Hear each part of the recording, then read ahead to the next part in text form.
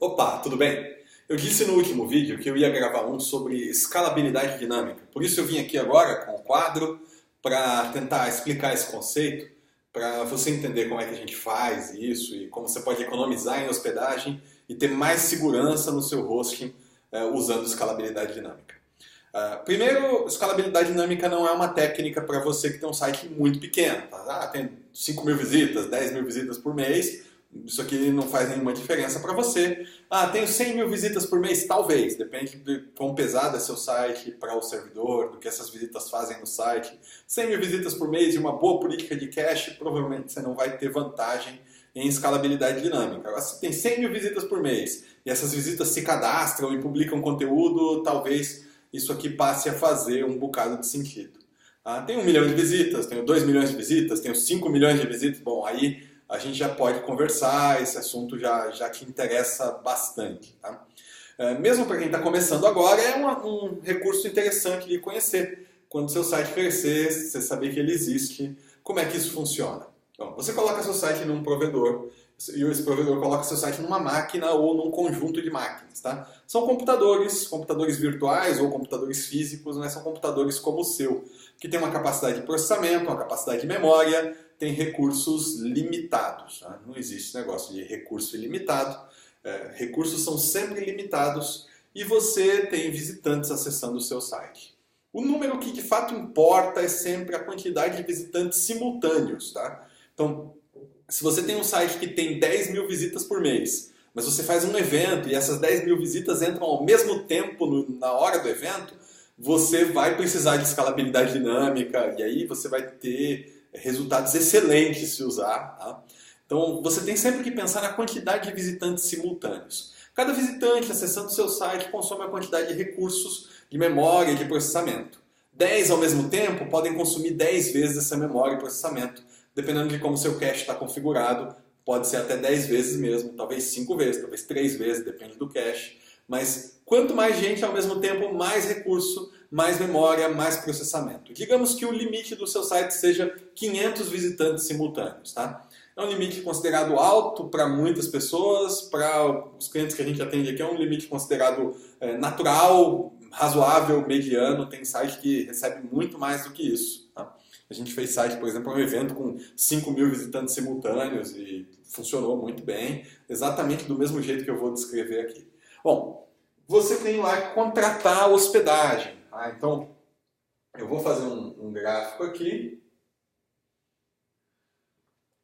Aqui eu vou colocar recursos necessários. Então, aqui são recursos. Okay? O que eu quero dizer com recursos? Máquinas, tá?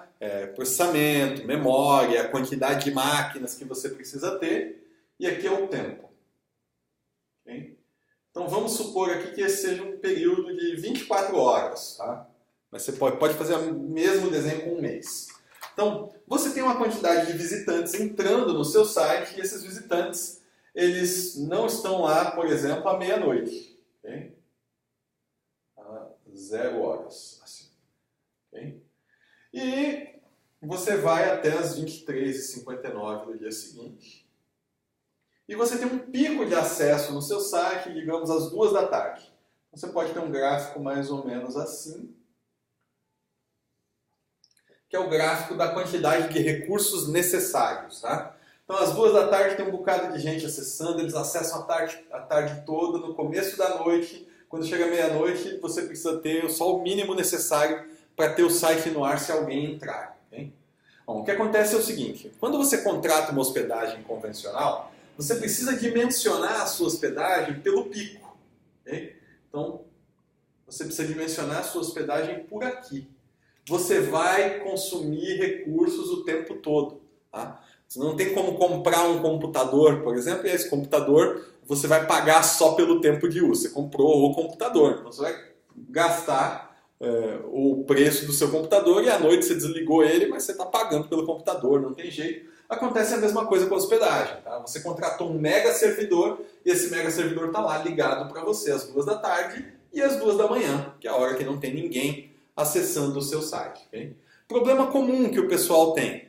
Servidor custa caro, então você tenta dimensionar para baixo. Então é direto, acontece que o sujeito, ao invés de contratar um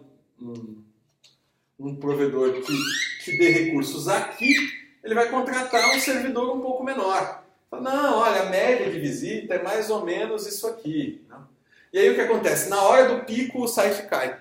Na hora que você está tendo mais sucesso, que devia estar vendendo mais, ou obtendo mais clique, mais cadastro, mais lead, seja lá o que for, o site cai. E aí o cara liga para o desenvolvedor desesperado. Estava no ar até agora, o que aconteceu? Por que cai de repente?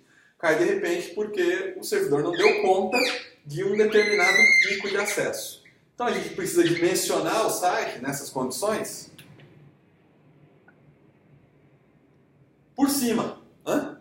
Dimensionar ele para ter inclusive uma folga, porque senão você tem que ficar redimensionando todo dia. Se amanhã tiver mais visita, você quer que funcione mesmo assim. Hein?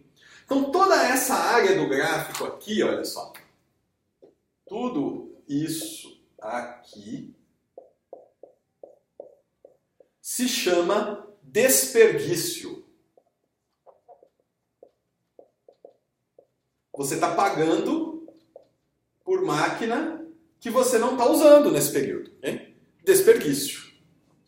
O que é escalabilidade dinâmica? É um recurso que a gente usa, que alguns provedores oferecem para a gente, em que você distribui a sua aplicação em diversas máquinas menores e não numa grande máquina super poderosa.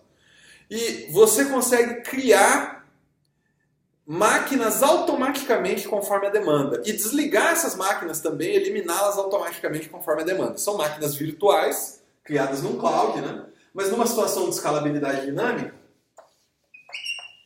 essa curva aqui, ela ficaria bem diferente. A gente sempre vai ter algum desperdício em hospedagem, porque você quer ter alguma folga para trabalhar, não tem jeito, tá? Mas no caso de escalabilidade dinâmica, a gente poderia garantir aqui que tem sempre um servidor a mais do que o necessário. Então, à meia-noite você só precisava ter um para ter o site ligado, né? Um servidorzinho pequenininho, então você vai ter 2 servidorzinhos pequenininhos. Conforme os usuários vão chegando, automaticamente são criados servidores. Então, cada pulo desse aqui é um momento em que um servidor novo é criado. Conforme a folga aumenta, esses servidores são automaticamente destruídos.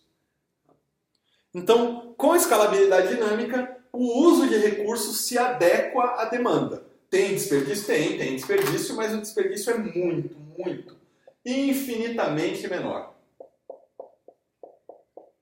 Essa área aqui é muito menor do que a área que a gente tinha pintado originalmente. Então, você costuma ter, quando aplica a técnica de escalabilidade dinâmica, você costuma ter um custo muito menor de hospedagem para o seu host. Tá? Além disso, tem uma outra vantagem interessante aqui, que é a seguinte.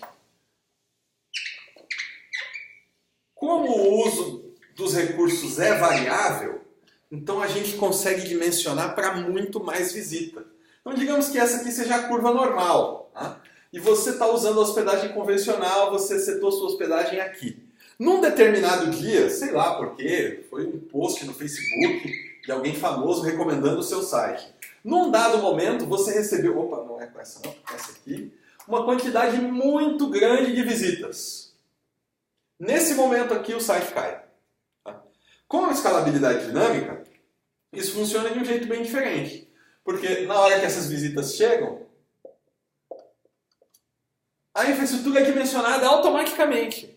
E você atende esses visitantes todos. Você, claro, pode definir limites, né?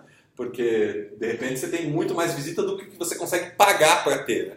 Você pode definir limites. Mas você consegue trabalhar com limites muito mais razoáveis aqui.